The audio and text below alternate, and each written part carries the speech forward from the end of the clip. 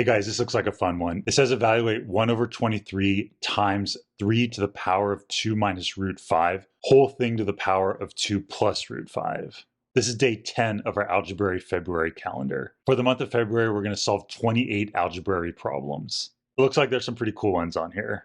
And if you want to try this one, pause it right now because I'm going to solve it in 3, 2, 1. For the first step, we're going to do this to the power of this. That's going to use these notes right here. Anytime you have something like a to the b to the c, that's equal to a to the b times c. So 3 to the this to the that is equal to 3 to the this times that.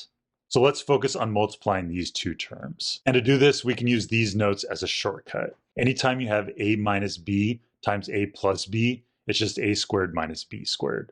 So that's exactly what we have right here, 2 minus root 5 and 2 plus root 5. So in this case, a is equal to 2 and b is equal to square root of 5.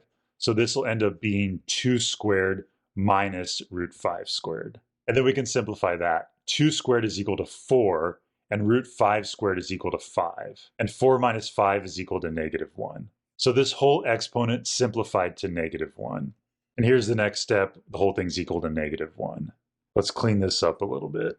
Next, let's use these notes for negative exponents. N to the negative 1 means 1 over n. So the 3 to the negative 1 is going to become 1 over 3.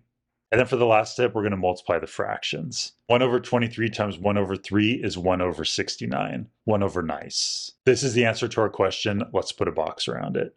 How exciting. So all of this simplified to 1 over 69. And here's tomorrow's question. Which is larger, the cube root of 3 or the fourth root of 4? We probably could just plug it into a calculator, but I want to see if we can find it without a calculator. This will be a fun one. How exciting.